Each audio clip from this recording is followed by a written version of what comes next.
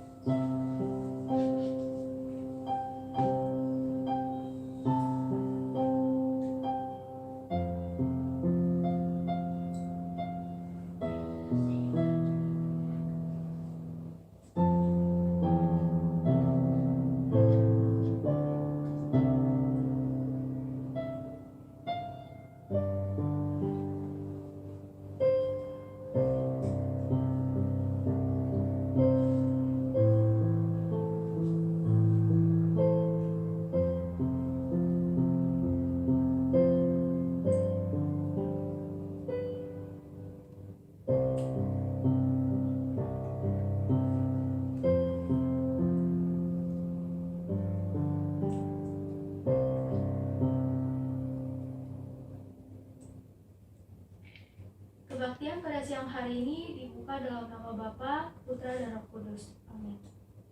Panggilan beribadah siang hari ini terambil dari Mazmur 134, ayatnya yang pertama sampai dengan yang ketiga. Mari kita baca bersama-sama dalam hitungan yang ketiga. 1, 2, 3. Mari pujilah Tuhan, hai semua hamba Tuhan, yang datang melayani di rumah Tuhan pada waktu malam. Angkatlah tanganmu ke tempat kudus dan pujilah Tuhan. Kiranya Tuhan yang menjadikan langit dan bumi memberkati engkau dari Sion.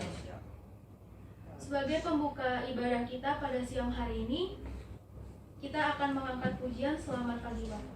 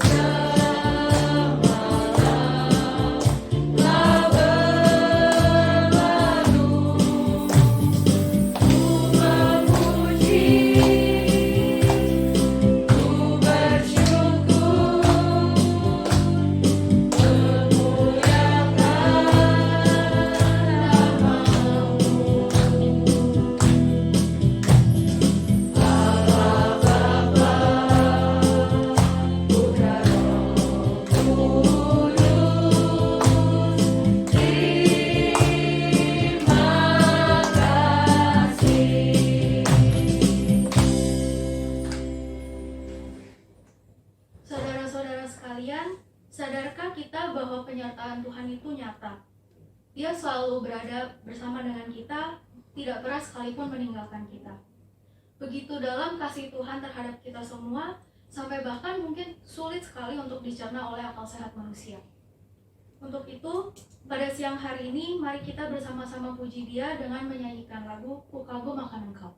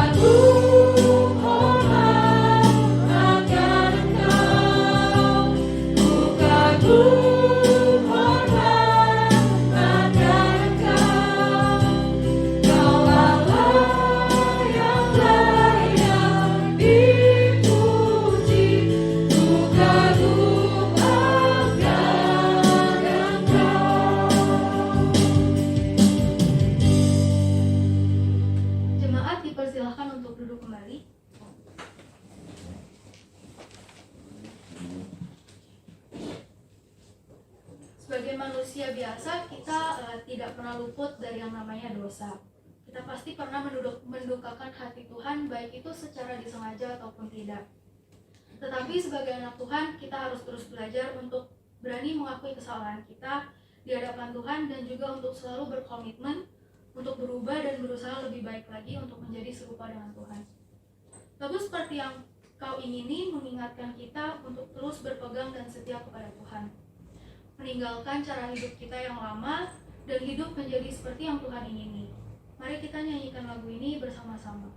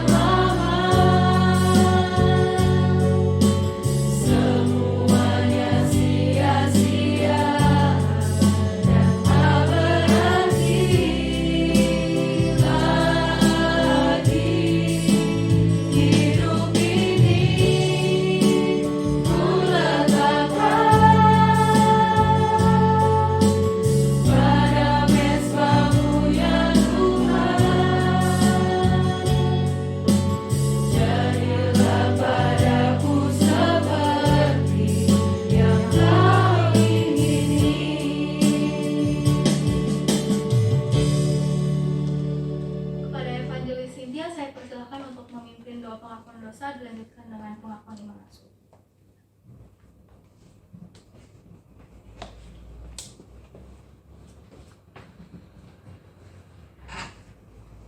Mazmur 32 ayat yang kelima berkata demikian. Dosaku kuberitahukan kepadamu dan kesalahanku tidaklah kusembunyikan.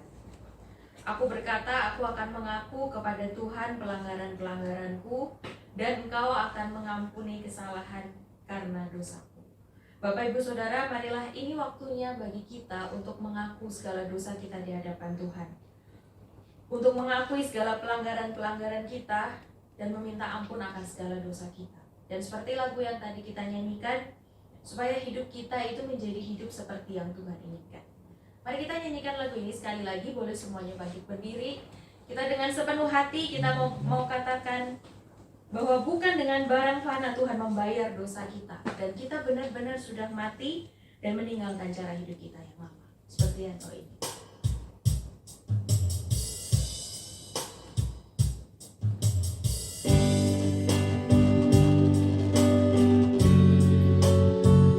Mari kita nyanyikan lagu ini dengan sungguh-sungguh dari hati kita, dengan satu komitmen di hadapan Tuhan. Bukan dengan barang fana Kau membayar dosaku, dengan darah yang mahal, tiada noda dan celah.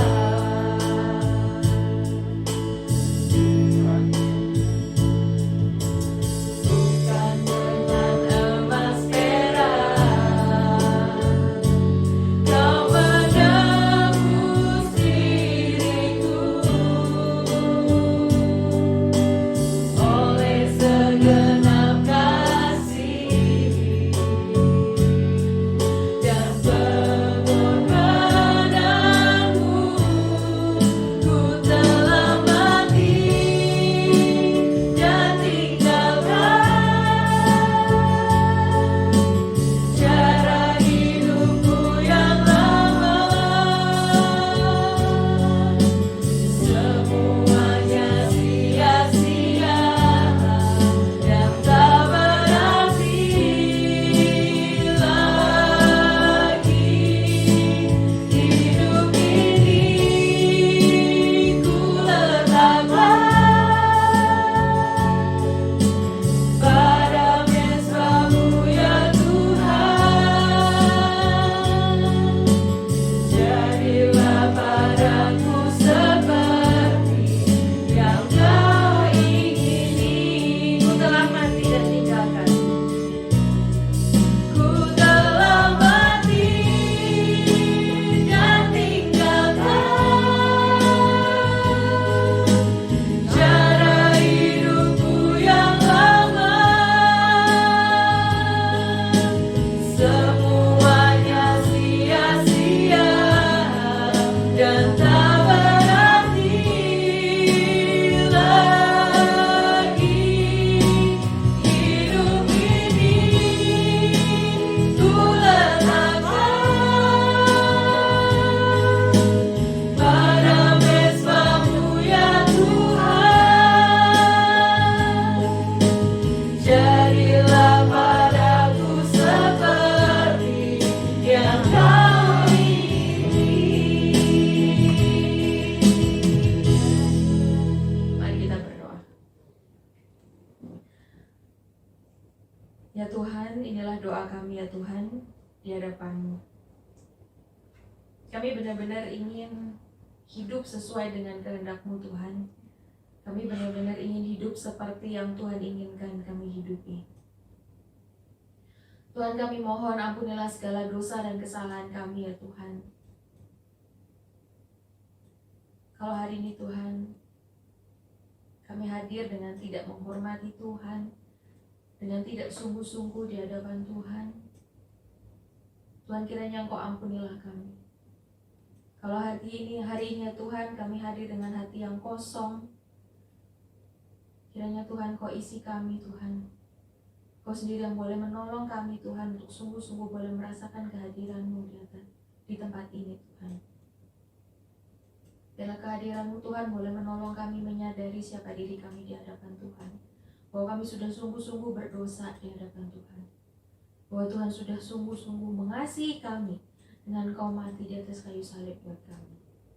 Tuhan, sekali lagi kami serahkan semua dosa-dosa kami ke dalam tangan Tuhan. Kami mau hari ini kembali berkomitmen, kami mau bertobat di hadapan Tuhan. Kami mau kembali hidup seperti yang Tuhan inginkan. Hanya dalam nama Yesus kami berdoa. Amin. Sambil tetap bangkit berdiri, mari kita mengikrarkan pengakuan iman kita. Pengakuan iman rasuli. Aku percaya kepada Allah, Bapa yang Maha Kuasa, Khalik langit dan bumi, dan kepada Yesus Kristus, Anaknya yang tunggal Tuhan kita, yang dikandung daripada Roh Kudus, lahir dari anak darah Maria, yang menderita sengsara di bawah pemerintahan Pontius Pilatus, disalibkan, mati dan dikuburkan, turun ke dalam kerajaan maut. Pada hari yang ketiga, bangkit pula dari antara orang mati, naik ke surga, duduk di sebelah kanan Allah, Bapa yang Maha Kuasa. Dan dari sana Ia akan datang untuk menghakimi orang yang hidup dan yang mati.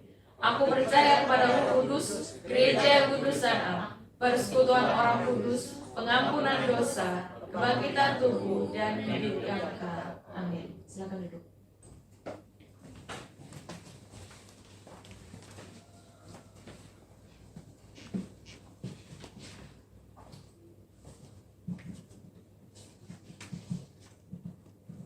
Kini tiba saatnya kita sebagai anak-anak Tuhan untuk membuka hati, telinga, dan pikiran kita supaya kita semua bisa mendengarkan firman Tuhan dengan sungguh-sungguh. Mari kita siapkan hati kita dengan menyanyikan lagu Kusiapkan Hatiku Tuhan. Siapkan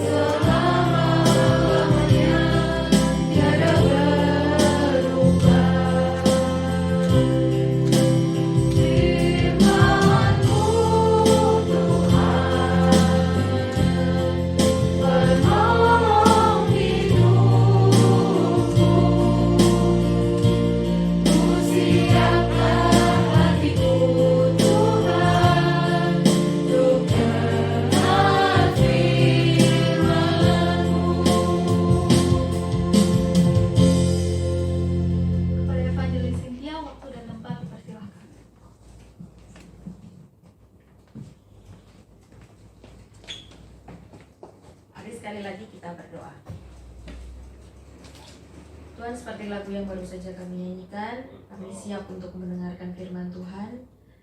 Tuhan, kiranya Engkau sendiri yang membuka hati kami, pikiran kami ya Tuhan, supaya kami boleh sungguh-sungguh datang kepada Tuhan.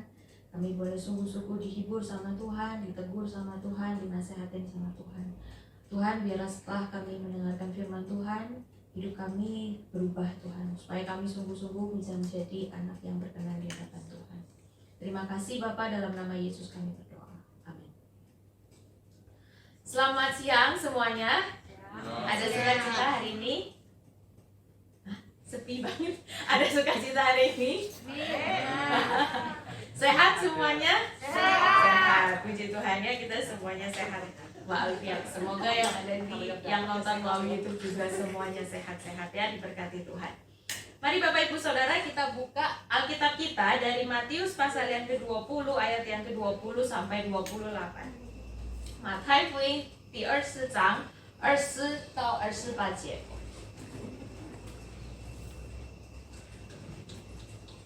Matius 20 ayat yang ke-20 sampai 28. Oh iya, di depan ada. Oke, kalau nggak kelihatan di depan boleh bawa handphonenya sendiri-sendiri, soalnya mungkin kekecilan gitu kalau yang di belakang, terlalu belakang ya. Oke, kita baca bergantian ya. Saya baca ayat yang ke-20, Bapak Ibu Saudara 21, demikian seterusnya sampai ayat yang ke-28. Matius pasal yang ke-20 ayat yang ke-20 sampai yang ke-28. Permintaan Ibu Yakobus dan Yohanes bukan pemerintah melainkan melayani. Maka datanglah ibu anak-anak Zebedius serta anak-anaknya itu kepada Yesus, lalu sujud di hadapannya untuk meminta sesuatu kepadanya. Kata Yesus, apa yang kau kehendaki? Jawabnya, berilah perintah supaya kedua anakku ini boleh duduk kelak di dalam kerajaanmu, yang seorang di sebelah kananmu dan yang seorang lagi di sebelah kirimu. Tetapi Yesus menjawab, katanya, kamu tidak tahu apa yang kamu minta. Dapatkah kamu meminum cawan yang harus kuminum? Kata mereka kepadanya, kami dapat. Yesus berkata kepada mereka, cawanku memang akan kamu minum, tetapi hal duduk di sebelah kananku atau di sebelah kiriku, aku tidak berhak memberikannya. Itu akan diberikan kepada orang-orang bagi siapa Bapakku telah menyediakannya. Mendengar itu, marahlah ke-10 murid yang lain kepada kedua saudara itu. Tetapi Yesus memanggil mereka lalu berkata, kamu tahu bahwa pemerintah bangsa-bangsa memerintah rakyatnya dengan tangan besi, dan pembesar-pembesar menjalankan kuasanya dengan keras atas mereka. Tidaklah demikian di antara kamu. Barang siapa ingin menjadi besar di antara kamu, hendaklah ia menjadi pelayanmu. Dan barang siapa ingin menjadi terkemuka di antara kamu, hendaklah ia menjadi hambamu. Sama seperti anak manusia datang, bukan untuk dilayani, melainkan untuk melayani dan untuk memberikan nyawanya menjadi tebusan bagi banyak orang. Ya, sedemikian jauh pembacaan firman Tuhan. Biarlah firman Tuhan ini boleh sama-sama kita renungkan, sama-sama boleh berbuah dalam kehidupan kita ya. Saudara-saudara, ada yang pernah naik first class nggak? Ada yang pernah naik first class nggak? First class, jadi kalau misalnya di pesawat gitu ya, itu ada biasanya ada business class, ada economy class, ada first class. Jadi itu ada first class tuh yang paling wow gitulah ya, yang paling enak, yang paling nyaman. Nah kalau nggak ada yang mau ngaku udah ada yang pernah gitu ya, ada yang pingin nggak? Enak nggak di first class tuh? Enak ya, kalau nggak enak mana mahal. Enaknya kenapa? Kenapa di first class enak? Bisa ini. Pelayanannya lebih baik. Pelayanannya lebih baik, terus bisa tidur ya, bisa macam-macam. Apalagi makanannya juga mungkin lebih enak, iya nggak sih? Makanannya mungkin lebih enak ya. Nah saudara, kalau misalnya kita itu pingin di first class, itu pasti karena kursinya pasti lebih enak ya kan. Bahkan bisa, aku lihat di beberapa gambar ya, itu bisa tidur di situ. Terus makanannya lebih enak, pelayanannya juga pasti lebih enak, kita itu lebih dilayani lah ya daripada yang ekonomi. Mungkin kalau ekonomi kita minta tolong sesuatu mungkin lama, tapi kalau first class pasti orangnya langsung datang gitu, pramugarinya langsung datang. Terus first class pun itu kalau satu pesawat itu paling cuman 20 orang kali ya, maksudnya nggak terlalu banyak dan benar-benar khusus. First class itu kalau mau masuk pesawat ya, sambutannya itu pasti lebih wow ya kan. Kalau kita first class itu pertama yang lain tuh masih nunggu boarding gitu kan, harus berdiri. Kalau first class pasti dia langsung masuk. Begitu landing juga begitu. Yang first class yang turun dulu ya kan. Semua first class itu banyak sekali keuntungannya, banyak sekali kelebihannya, saudara. Nah, kita suka duduk di first class atau sebenarnya kalau misalnya disuruh milih ya, kalau ada duitnya ya, disuruh milih first class atau ekonomi, kita pasti akan memilih first class karena pada dasarnya kita itu suka untuk dihargai dan kita suka untuk dilayani. Benar gak? Contoh ya saudara, bukan cuma pilihan tempat pesawat sebenarnya, tapi juga dalam kehidupan sehari-hari. Itu standar umum yang udah berlaku lah ya di sekitar kita, itu standar umum. Misalnya kita bisa lihat ya, makin banyak uang kita, makin besar kedudukan kita, makin besar jabatan dan kekuasaan kita, maka penghargaan dan pelayanan yang kita dapatkan itu pasti lebih wow. Contoh, ada HSBC Premier, ya kan? Itu untuk orang-orang yang memang berbeda dengan HSBC yang biasa, pelayanannya pasti beda. Ada tadi pesawat first class. Kalau kereta ada yang namanya executive class.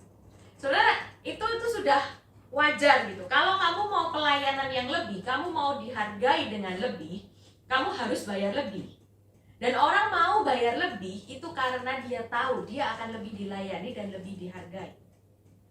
Terus kalau misalnya saudara kita ke restoran gitu ya, contoh kalau di sini ya, kita ke restoran, kemudian kita udah nunggu lama, kita udah lambaikan tangan, udah emkoy gitu ya, tapi nggak ada yang nyautin gitu, nggak ada yang peduli sama kita pasti marah ya kan. Kita pasti, ini gimana sih orang nggak niat ngelayani, kok aku nggak dilayani. Akhirnya kita keluar. Kenapa? Karena kita kecewa. Karena sekali lagi kita itu pengen dilayani, kita pengen dihargai. Ketika kita nggak dilayani dan kita nggak dihargai, maka itu akan sangat menyakitkan buat kita.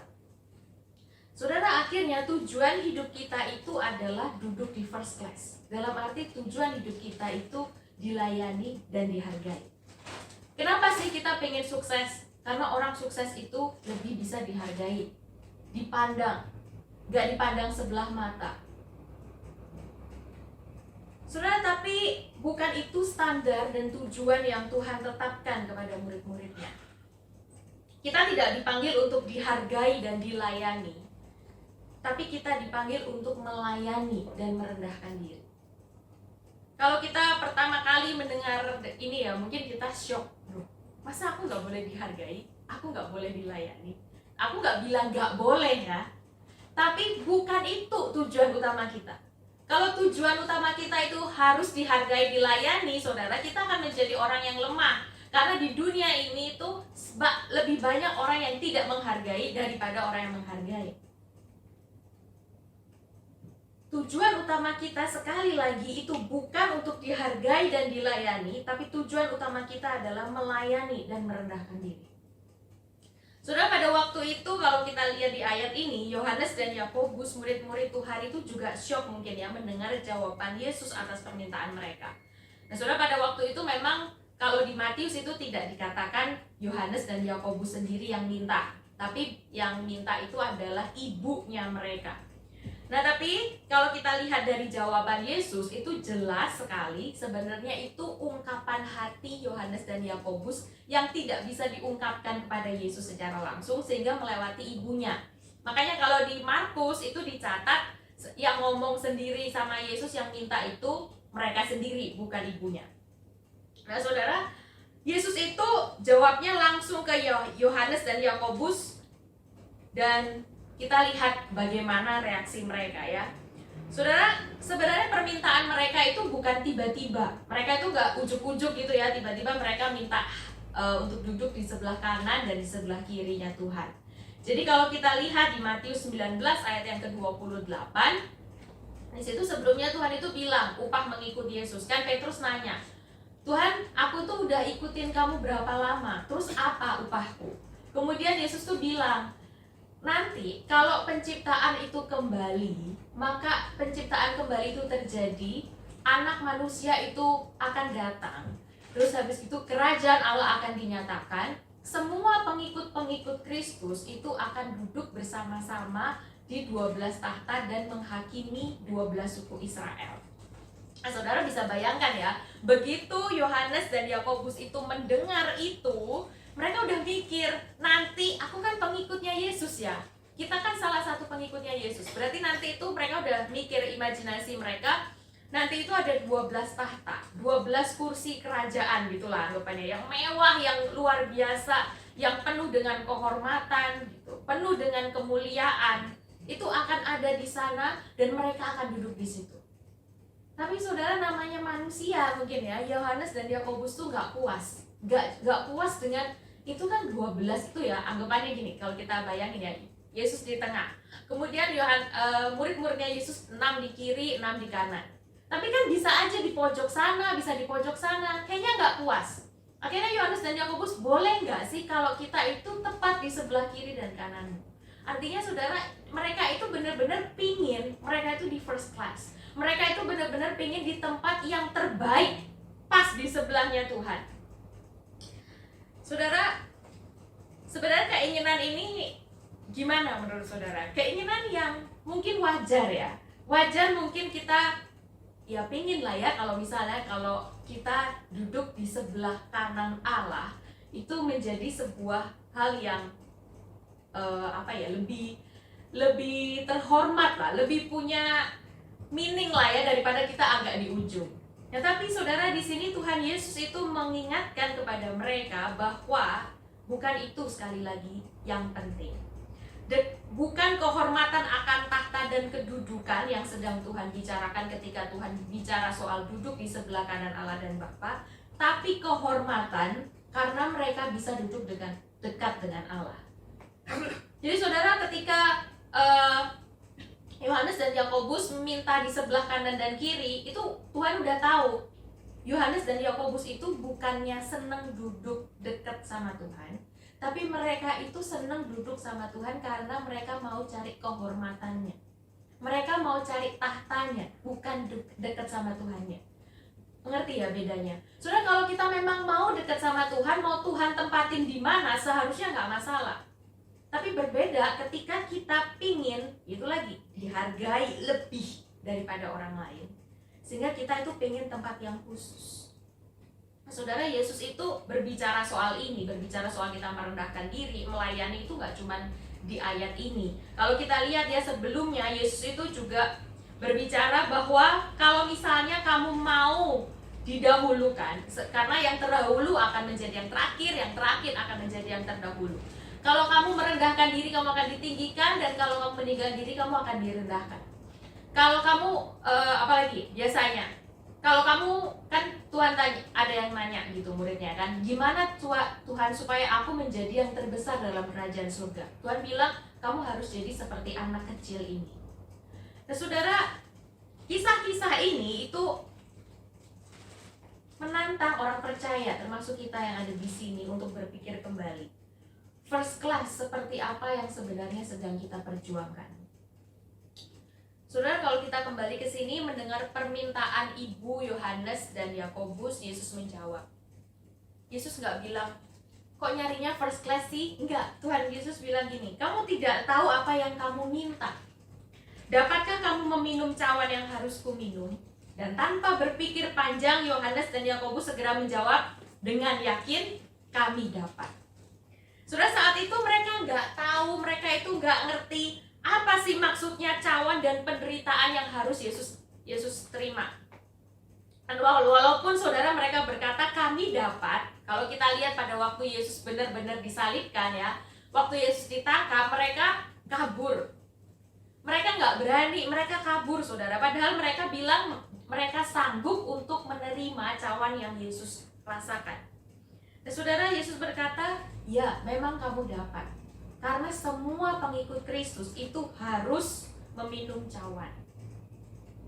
Saudara, kalau kita lihat nggak semua memang murid-murid Tuhan Yesus itu matinya tragis ya.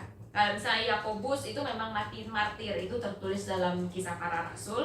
Tapi kalau kita lihat dalam catatan Yohanes itu dibuang ke Pulau Patmos. Jadi nggak semua matinya itu memang tragis. Semua dari kita, semua pengikut-pengikut Kristus itu punya cawannya masing-masing. Kita itu punya penderitaan yang menjadi bagian kita masing-masing. Dan hanya orang-orang yang dipilih oleh Allah lah yang mampu menerima cawan tersebut. Kenapa saudara? Karena kita dipilih oleh Allah, makanya kita bisa meminum cawan itu. Kalau kita bukan pengikut Kristus, kita bukan orang-orang pilihan Allah, kita nggak akan meminum cawan itu. Dari tadi kita ngomongin cawan, tapi sebenarnya cawan itu apa? Apa sih maksudnya cawan itu ya? Saudara, begini, penderitaan, penolakan, kesakitan itu dihindari oleh dunia, ya nggak? Siapa di sini yang cari penderita, yang cari sakit? Ada? Nggak ada kan? Nah saudara, tetapi penderitaan, penolakan itu dialami. Bahkan memang Yesus datang itu untuk ditolak supaya dia mencapai kemenangan di atas kayu salib. Kayu salib yang hina bagi dunia menjadi bukti kemenangan Allah atas dosa. Dan kebangkitannya itu menyatakan kemenangan Allah atas maut. Sehingga saudara penderitaan, penolakan, kesakitan yang dulunya itu tidak dihargai oleh manusia, yang dihindari oleh manusia, justru dengan penderitaan itulah Yesus datang dan menyelamatkan umat manusia. Saudara, menjadi seorang Kristen bukan hanya bicara soal kita itu memperoleh hidup yang kekal, hidupnya happy-happy. Kalau kita ingat minggu lalu kita bicara apa? Kalau jadi orang Kristen, orang percaya doanya pasti dikabulkan, ya kan? Pokoknya semua yang happy-happy, ya semua yang bagus-bagus lah duduk di sebelah kanan Allah. Bukan cuma itu jadi orang Kristen. Saudara, sebelum mendapatkan semuanya itu, selama kita masih di dunia ini, kita akan mengalami yang namanya penderitaan. Yesus mengalami penderitaan yang amat sangat, saudara, ketika Yesus ada di dunia ini. Dia ditolak, dia dicambuk, dia diludahi, dia disalibkan. Nah sekarang saudara, kalau kita mengaku bahwa kita adalah pengikut Kristus dan hidup kita gak menderita sama sekali, itu aneh kan? Wong Kristus aja yang kita ikuti itu menderita. Tapi kalau hidup kita aman-aman saja, mungkin itu yang perlu kita pertanyakan. Apakah kita memang benar-benar adalah pengikut Kristus? Ataukah kita cuma Kristen KTP? Atau kita cuma takut, saudara? Kita nggak mau hidup sesuai dengan kehendak Kristus. Kita mau hidupnya sesuai dengan kehendak kita. Makanya hidup kita aman-aman aja. Saudara, pertanyaan muncul. Tapi bukankah semua orang, nggak usah ngomong Kristen, nggak usah ngomong pengikut Kristus, semua orang itu pasti menderita, ya nggak? Semua orang itu pasti menderita. Terus apa bedanya? Saudara, penderitaan sebagai pengikut Kristus adalah karena Tuhan itu nyuruh kita jadi hamba. Saudara, jadi hamba itu gak mudah loh. Seperti yang tadi saya bilang, ketika semua orang bilang kita itu harus dilayani dengan baik, harus dihargai dengan baik, tetapi ketika kita jadi pengikut Kristus, Tuhan bilang kita harus melayani dan merendahkan diri. Kita harus jadi hamba. Saudara, Matius mencatat kalau kita lihat bukan hanya Yohanes dan Yakobus yang berebut kekuasaan, tetapi murid-murid yang lain juga demikian. Kita tahu ya di ayat yang selanjutnya, ketika Tuhan bicara sama Yohanes dan Yakobus, tiba-tiba murid-murid yang 10 itu datang dan bilang gak terima mereka. Kan mereka gak terima, mereka marah sama dua orang itu. Dan saudara, saya rasa bukan cuman ke-12 murid Tuhan Yesus, tetapi siapa sih dari kita yang gak mau punya kedudukan? Siapa sih dari kita yang gak mau punya pencapaian? Siapa sih dari kita yang memilih untuk hidup susah?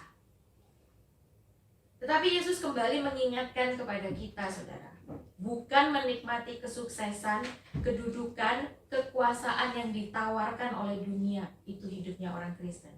Hidup orang Kristen adalah menikmati kesuksesan, kedudukan, kekuasaan yang dianugerahkan oleh Allah. Saudara, ini dua perspektif yang berbeda.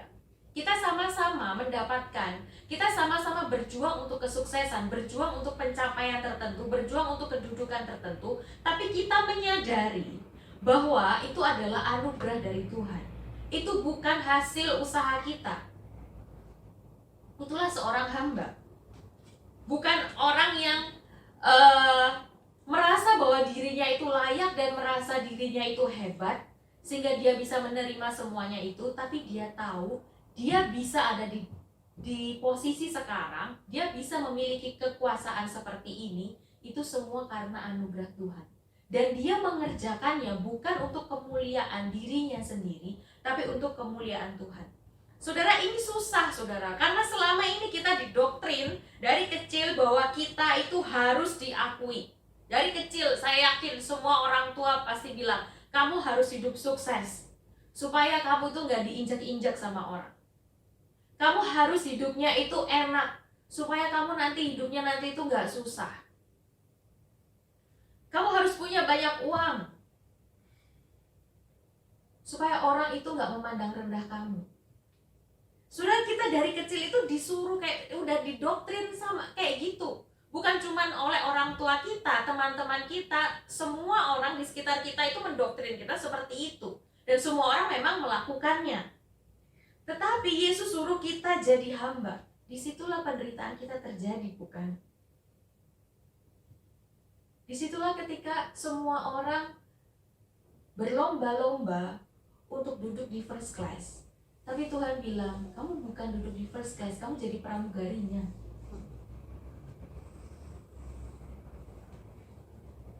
Saudara, panggilan kita bukan duduk di first class, tapi panggilan kita itu duduk dekat dengan Allah. Itu first classnya orang percaya. Bukan kekuasaan, bukan, tapi duduk sama siapa, itu yang penting.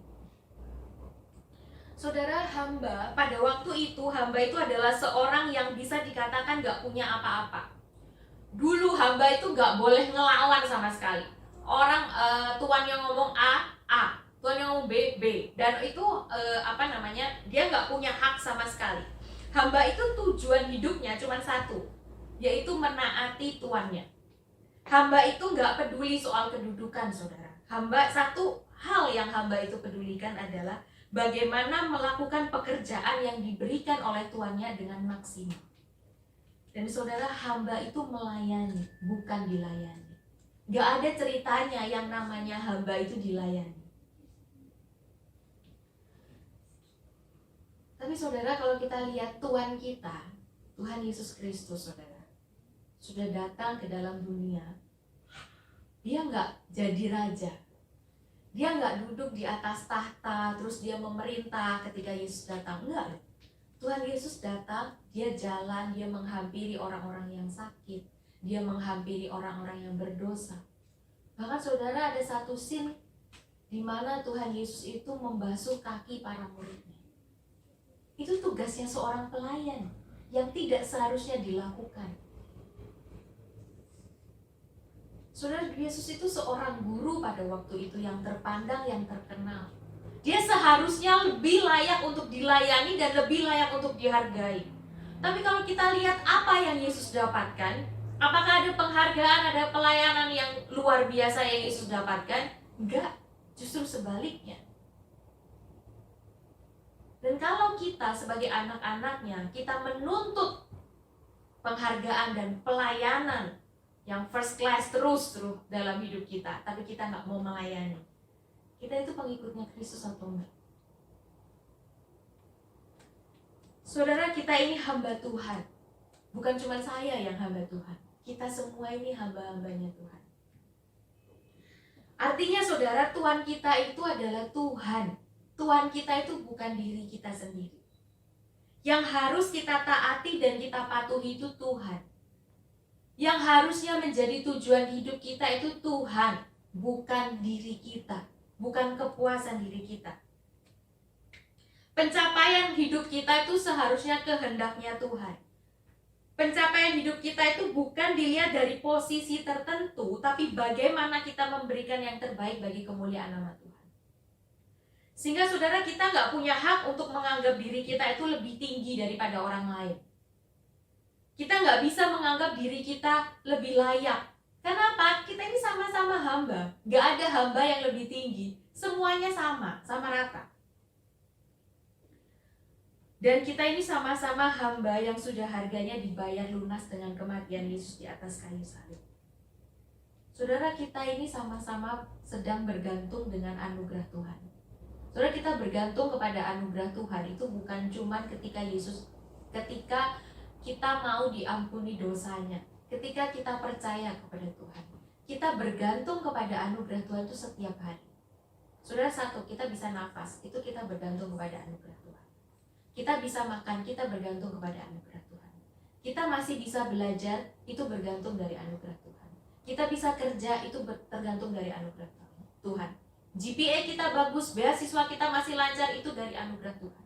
Kita masih bisa jalan, kita masih bisa melakukan banyak hal, kita masih bisa masak dan sebagainya, itu anugerah dari Tuhan.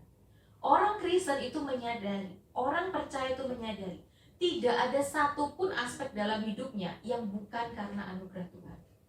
Karena kita hanyalah seorang hamba. Sehingga kita nggak punya hak untuk sombong di hadapan Allah, saudara. Kita nggak punya hak sebenarnya untuk menuntut Tuhan. Dan kita bilang sama Tuhan, kenapa Tuhan itu nggak, misalnya ya, kenapa sih Tuhan nggak melakukan apa yang aku mau? Saudara, ketika kita ngomong kayak gitu, itu seperti kita lagi ngomong sama hamba kita, bukan? Kita bisa kan lebih gampang, misalnya kita punya pembantu di rumah. Kita akan lebih gampang ngomong, Mbak ini gimana sih Mbak, ini kan aku udah bilang harusnya tuh kayak begini, ikutin aku. Nah biasanya hamba itu pasti akan ngikutin majikannya kan. Tapi seringkali kita kayak gitu sama Tuhan. Kalau kita nggak diikutin sama Tuhan, kita marah-marah sama Tuhan. Kalau doa kita nggak dijawab-jawab sama Tuhan, ini gimana sih Tuhan kok nggak dijawab-jawab doanya? Terus kita ninggalin Tuhan. Saudara, itu bukan hamba, itu majikan. Dan kamu, kita, semua yang ada di sini, kita bukan majikan, kita hamba.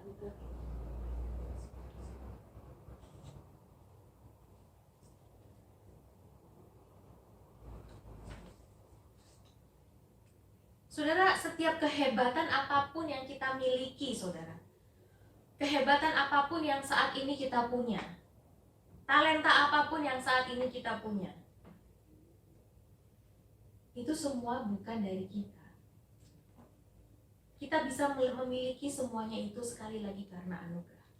Dan yang bisa kita lakukan adalah kita memberikan yang terbaik yang bisa kita berikan sesuai dengan kehendak Tuhan. Saudara, artinya memberikan yang terbaik itu begini. Tidak semua saudara dari kita itu dipanggil sama Tuhan untuk naik first class, ya. Tidak semua kita dipanggil sama Tuhan untuk jadi bos. Sehingga saudara, ketika kita menuruti panggilan Tuhan, kita menuruti kehendak Tuhan, mau uang kita berapa, mau apa pekerjaan kita apa, kita akan menjalani itu dengan happy. Kita akan menjalani itu dengan sukacita karena kita tahu itu panggilan kita. Dan kalau Tuhan memang panggil kita untuk jadi bos, memang Tuhan panggil kita untuk ada di puncak tertentu, dalam kedudukan tertentu, misalnya dalam pemerintahan, ya it's okay, jalani panggilan itu. Tapi ingat, kamu bisa ada di sana karena anugerah Tuhan. Itu yang membedakan kita dari orang yang tidak kenal Tuhan. Orang yang tidak kenal Tuhan itu memang akan bisa berjuang dan kemudian ada duduk di jabatan yang tinggi. Tapi orang yang tidak kenal Tuhan akan menyadari, akan tahu bahwa sebenarnya yang dia lakukan itu atas usahanya. Tapi orang Kristen gak kayak gitu, saudara. Bukan orang Kristen itu anti sukses, enggak, banyak orang Kristen yang sukses. Tapi orang Kristen yang sukses itu tahu bahwa dia ada di dalam kesuksesan ini, perjuangannya itu dia tidak melakukannya sendirian. Dan ketika dia mendapatkannya, itu semua karena anugerah. Oleh karena itu, saudara, sebelum duduk di sebelah kanan Allah, sebelum kita minta satu hal yang kita minta posisi sama Tuhan. Kita minta yang namanya kedudukan dan kekuasaan sama Tuhan. Saudara, Tuhan mau nanya, berani nggak kamu hidupnya berbeda? Berani nggak kamu hidup melawan dunia? Berani nggak kamu itu tidak dihargai dan tidak dilayani? Saudara, kalau kemenangan orang dunia itu identik dengan mahkota yang bersinar, ya kan? Kalau kita menang atau kita jadi raja lah, jadi raja itu mahkota gitu kan, mahkota yang bagus. Tapi ikut Tuhan, mahkotanya itu mahkota duri, saudara. Sanggup nggak? Mau ikut Tuhan nggak? Yesus saja adalah Tuhan merendahkan diri. Kalau kita mintanya meninggikan diri dan sombong, ya kita tahu sendirilah, itu bukan contoh pengikut Kristus. Yesus datang ke dunia untuk melayani, tapi kita nggak mau melayani. Kita nggak mau melayani kalau kita nggak dilayani. Kita nggak mau menghargai orang lain kalau kita nggak dihargai. Itu bukan pengikut Kristus. Tuhan tidak pernah memandang orang lain itu sebelah mata. Tuhan tidak pernah melihat pekerjaan kita, apakah kita sukses atau tidak. Sebelum kita jadi apa-apa, Tuhan itu sudah sayang dan mati di atas kayu salib buat kita. Tuhan gak lihat semua itu. Dan kalau kita adalah pengikutnya Tuhan, kita tidak akan memandang orang lain dengan demikian. Kita tidak akan mengkotak-kotakkan orang lain dengan, oh ini itu orang terpandang, harus aku layani. Oh ini itu orang biasa-biasa, gak ada gunanya dalam hidupku. Udahlah, biarin aja hidupnya. Mau dia ngapain juga terserah dia. Enggak, saudara. Bukan seperti itu hidup orang Kristen. Hidup orang Kristen itu bukan untuk dirinya sendiri. Saudara, kalau begitu apa kita nggak perlu berusaha?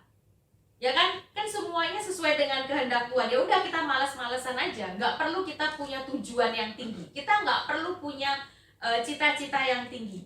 No. Kita tetap harus punya cita-cita yang tinggi. Seperti yang saya bilang, saudara. Kita punya cita-cita yang tinggi. Kita punya keinginan yang tinggi. Tapi sekali lagi itu diletakkan di bawah kehendak Tuhan. Kita berjalan menuju kesuksesan kita itu bersama dengan Tuhan. Versi terbaik hidup kita itu bukan seberapa kayanya kita, bukan seberapa hebatnya kita, bukan seberapa tinggi posisimu di dalam kerjaanmu, tapi seberapa kita hidup sesuai dengan kehendak Tuhan. Saudara, percuma semua yang kamu miliki, kekayaan kita, kalau kita hidupnya jauh dari Tuhan. Percuma kehebatan kita yang kita tunjukkan, percuma semua orang memuji kita, wah kamu hebat ya, wah kamu pekerja keras ya, wah kamu hebat begini-begini. Kalau kita di luar Tuhan, semuanya itu sampah. Saudara, kita harus bekerja keras bukan untuk dilayani dan dihargai. Kita bekerja keras karena kita bekerja untuk Tuhan. Sehingga ketika pekerjaan kita lancar, pelayanan kita baik, keluarga kita bahagia, saudara, kita nggak bisa take credit. Kita tahu bahwa semuanya itu anugerah dari Tuhan. Kita nggak punya hak untuk sombong sama sekali. Dan ketika kita sadar itu anugerah, kita juga sadar bahwa kita harus melayani orang lain karena kita sudah lebih dulu mendapatkan anugerah. Berkat yang diberikan kepada kita itu tidak untuk disombongkan, tapi untuk dibagikan. Duduk di sebelah kanan Allah itu bukan mencari tahta kehormatan supaya kita dihormati dan dilayani, tapi mendapatkan kehormatan karena kita bisa hidup bersama-sama dengan Allah. Saudara, percuma kalau kita naik first class kalau tujuannya ke neraka. Saudara, percuma kita itu first class dengan segala pelayanan yang ada kalau tujuan kita itu ke neraka. Tapi Tuhan sudah siapkan kita dengan airlines terbaik, lebih bagus dari Qatar, saudara. Gak usah ngomong first class, ekonomi kelasnya aja bagus. mau first class, economy class, kita ini sedang dibawa jalan sama Tuhan ke surga. Pertanyaannya, kamu mau first class ke neraka? Atau kamu mau terserah mau Tuhan kayak gimana, tapi kita jalannya ke surga? Itu pilihan kita. Amin. Mari kita berdoa.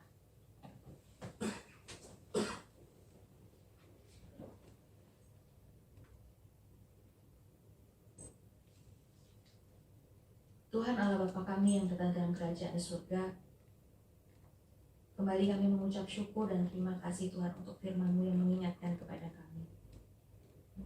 Tuhan, ini sama sekali tidak mudah untuk kami jalani ya Tuhan. Tuhan, Kau tahu bagaimana struggle kami ketika kami harus mengalami tidak dihargai, tidak dilayani oleh orang lain. Sehingga ya Tuhan membuat kami mempunyai satu ambisi. Kami harus dihargai, kami harus dilayani oleh orang lain. Sehingga kalau ada orang yang tidak menghargai dan tidak melayani kami Tuhan, kami lebih cenderung untuk tidak akan menghargai dan tidak melayani mereka. Tapi Tuhan, hari ini kembali Tuhan mengingatkan kepada kami bahwa kami memang harus melayani orang lain. Bahwa tujuan kami itu bukan first class yang harus dihargai dan dilayani dengan semaksimal mungkin. Tapi tujuan hidup kami adalah melayani orang lain dengan semaksimal mungkin. Melayani Tuhan dengan semaksimal mungkin.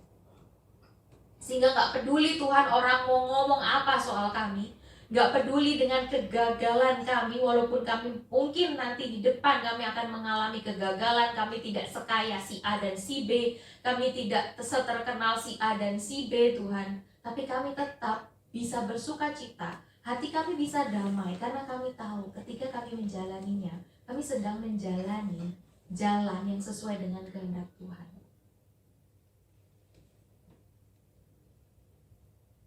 Tuhan, kalau kami hari ini, bahkan ketika kami keluar dari tempat ini, kami masih sulit untuk menjalankan kehendak Tuhan. Kalau ego kami masih lebih besar, Tuhan, biarlah firman Tuhan itu enggak berbicara stop sampai di sini. Tapi firman Tuhan itu pelan-pelan terus berbicara kepada kami. Kami percaya sama prosesnya Tuhan. Kami percaya Tuhan yang akan menolong kami. Kami percaya Tuhan seberapa kerasnya hati kami Tuhan, itu akan bisa dileburkan, dihancurkan sama Tuhan untuk dibentuk sesuai dengan kehendak Tuhan. Tuhan, tolong kami, bantu kami Tuhan, supaya kami benar-benar bisa hidup sesuai dengan kehendak Tuhan. Bukan mahkota dunia yang kami cari, tapi mahkota duri yang Tuhan pakai yang memenangkan kami dari dosa. Terima kasih Bapak. Kuatkan kami Tuhan, terus pegang kami berjalan di dalam dunia yang tidak mudah ini. Masukkan kami Tuhan kalau perlu di dalam penderitaan sebagai pengikut Kristus. Supaya kami tahu dan sadar siapa kami di hadapan Tuhan. Siapa kami di tengah-tengah dunia ini. Kami bukan sembarang orang Tuhan. Kami adalah anak-anak Tuhan. Kami adalah murid-murid Tuhan yang dipanggil. Bukan untuk bersenang-senang, bukan untuk menikmati kenikmatan dunia saja. Tapi kami memang dipanggil untuk menderita. Kami memang dipanggil untuk berjalan bersama dengan Tuhan. Kami memang dipanggil untuk tujuannya Tuhan, untuk kemuliaan Tuhan, bukan untuk kami. Kami memang dipanggil untuk menjadi hamba, bukan raja. Terima kasih Bapa, dalam nama Yesus kami berdoa.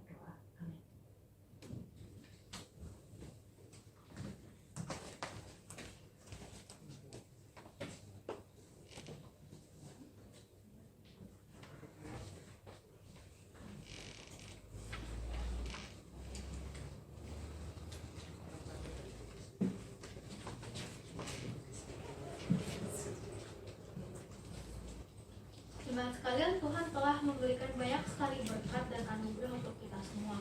Dan kini tiba saatnya untuk kita memberi sebagian dari apa yang kita punya melalui persembahan. Mari kita memberi syukur kepadanya sambil menyanyikan lagu Bawa Persembahanmu.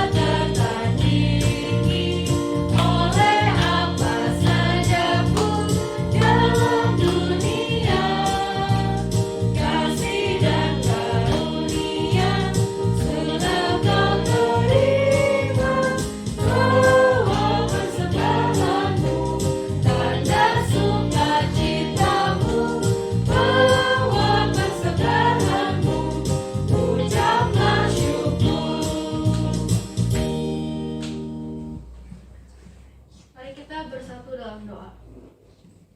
Tuhan, terima kasih hari ini kami telah mengumpulkan sebagian dari apa yang kami punya, dan kiranya persembahan kami pada siang hari ini boleh dipergunakan untuk sebaik mungkin untuk memperluas kerajaan-Mu. Terima kasih ya Tuhan, di dalam nama Tuhan Yesus kami telah berdoa dan mengucap syukur. Amin.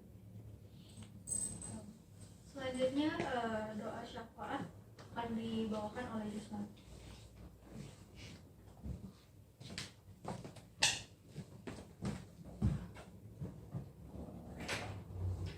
Saya ajak jemaat sekalian untuk bangkit berdiri. Mari kita membawakan doa syafaat kita dalam ibadah kali ini. Oke. Mari kita berdoa. Tuhan, terima kasih karena dalam kesempatan kali ini kami dapat berkumpul bersama lagi di GKI Hong Kong. Jemaat dari Kebaktian 1 dan jemaat dari Kebaktian 2, kami dapat berkumpul bersama untuk beribadah kepada-Mu. Nah, sekarang kami ingin berdoa untuk, pertama-tama kami ingin berdoa untuk Evangelis Cynthia, kiranya Tuhan memberkati beliau dalam setiap pelayanannya, dalam kehidupan pribadinya. Kiranya Tuhan memberikan kekuatan, berikan beliau kesehatan, supaya beliau dapat terus memberitakan firman-Mu, baik di GKI Hong Kong maupun di tempat lainnya. Yang kedua, kami ingin berdoa untuk penanganan COVID-19 baik di Hong Kong maupun di Indonesia. Seperti yang kita tahu, kondisi COVID-19 di Hong Kong kian membaik. Namun kondisi COVID-19 di Indonesia masih jauh dari kata baik. Dan kondisi pemerintahan di Indonesia pun juga sedang kurang baik. Seperti yang kita ketahui bahwa di Indonesia sedang terjadi demo, sedang terjadi protes mengenai Undang-Undang Cipta Kerja yang dinilai tidak memberikan dampak baik bagi para pekerja yang bekerja di Indonesia. Kiranya Tuhan berikan kekuatan, berikan kebijaksanaan baik kepada para pekerja maupun bagi pemerintah di Indonesia dalam mencari titik temu yang dapat memberikan dampak dan manfaat yang terbaik bagi kedua belah pihak.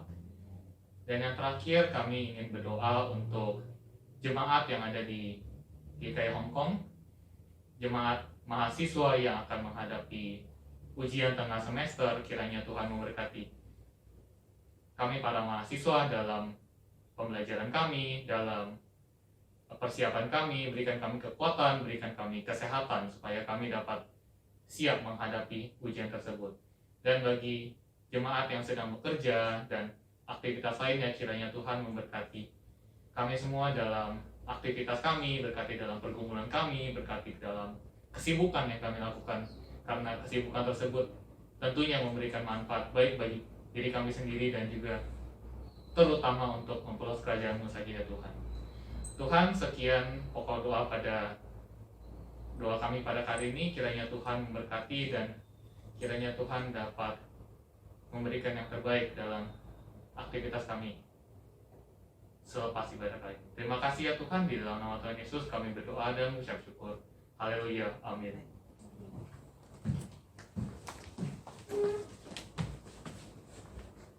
Oke Bapak Ibu, silakan duduk. Duduk dulu sebentar ya. Oke, habis gini berdiri lagi ya. Oke, ada pengumuman sekali lagi. Selamat siang. Oke, selamat siang. Belum makan ya semuanya ya? Udah makan semuanya? Hah? Sudah, oke. Aku pikir belum, belum hamsa soalnya ya. Iya. Belum afternoon tea, jadi belum semangat gitu ya. Atau udah ngantuk? Udah jam tidur soalnya. Oke, saya ingin mengingatkan aja seperti yang sudah saya ingatkan minggu lalu. Sekali lagi protokol kesehatan yang akan kita lakukan selama COVID ini. Yang pertama, nanti di depan itu ada 2 keset, ada keset merah dan keset coklat. Merah itu, jadi 2 keset itu jangan dilewatin. Jadi kaki kita itu harus keset di 2 keset tersebut gitu ya. Karena yang keset yang merah itu ada sanitizernya. Terus kemudian keset coklatnya buat apa? Buat ngeringin supaya kita nggak licin, nggak jatuh. Gitu. Jadi 2 keset. Terus begitu sampai di depan pintu kita akan disemprot sama tembakan itu ya. Kita akan ditembak itu. Nah terus habis gitu, oh ya di situ nanti ada apa sih namanya, hand sanitizer. Jadi boleh dipakai hand sanitizernya. Kemudian di termo diukur suhu badannya juga. Jadi kalau nggak lolos nggak boleh masuk. Terus habis gitu kursi seperti kalian tahu juga ada tanda silang. Jadi kalau tanda silang itu khusus buat barang. Kalau nggak ada tanda silang baru boleh didudukin ya. Terus apalagi yang belum saya ingetin ya? Kayaknya semua udah ya. Terus satu hal lagi untuk asyir dan kolektan, karena cukup banyak protokol yang harus kita lakukan, jadi mungkin boleh datangnya jam 1 tepat gitu atau setengah 1 gitu. Pokoknya jam 1 kurang lah. Jadi lebih pagi lah, karena untuk membantu ngurusin yang di belakang itu ya, mulai dari nyiapin karpetnya, terus habis itu tembak-tembaknya semuanya itulah ya. Jadi tolong dibantu ya untuk teman-teman yang bertugas asyir kolektan. Kalau misalnya nggak hadir hari ini, teman-teman boleh tolong ingetin ya untuk mengingatkan yang asyir dan kolektor untuk datang lebih pagi. Ada pengumuman lain? Oh iya. Oke, Comuse akan datang pada tanggal 23. Ini bulan Oktober. 23 Oktober dia akan mulai di karantina di Wancaya sampai tanggal 6. Tanggal 23 sampai tanggal 6. Jadi tolong doakan Comuse dalam perjalanannya. Dia akan berangkat tanggal 22 malam jam 12. Terus nyampe sini jam 5 atau jam 6 subuh pokoknya ya. Jam 5 ya, jam 5 pagi. Jadi tolong doakan kesehatan beliau juga, beliau perjalanannya, terus juga doakan nanti dia di karantina selama 2 minggu. Ya teman-teman yang udah pernah mengalami karantina mungkin tahu rasanya ya karantina. Cuman ada di dalam sebuah kamar, gak boleh kemana-mana gitu ya. Kita doakan supaya Comuse Tuhan terus berkati. Dan kita juga doakan kalau Comuse semuanya lancar, nggak ada halangan. Tanggal 8 November kebaktian yang Mandarin sudah bisa dibuka. Jadi kita doakan untuk semuanya itu teman-teman. Kalau doa malam atau doa makan atau doa apalah terserah, doain ya, jangan lupa. Oke, ada lagi tambahan? Kalau nggak ada, mari kita bangkit berdiri. Kita akan mengembalikan segala kemuliaan hanya bagi nama Tuhan. Doksur.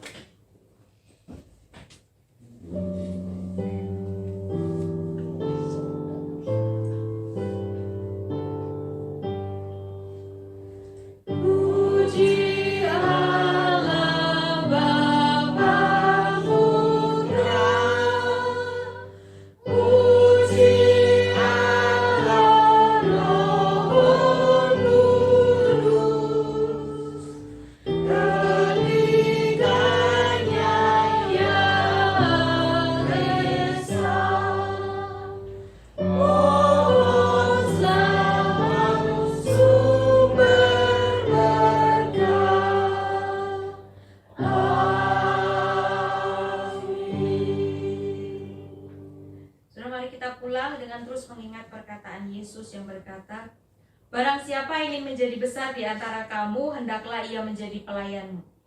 Dan barang siapa ingin menjadi terkemuka di antara kamu, hendaklah ia menjadi hambamu.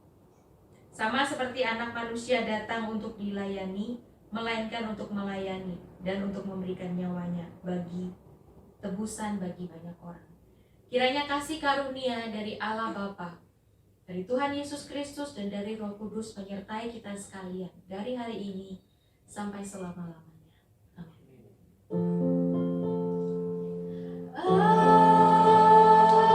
Amin.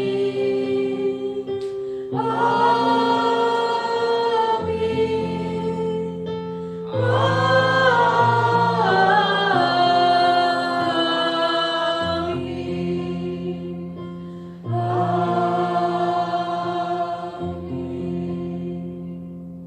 Silakan duduk. Kebaktian selanjutnya Yesus memberkati.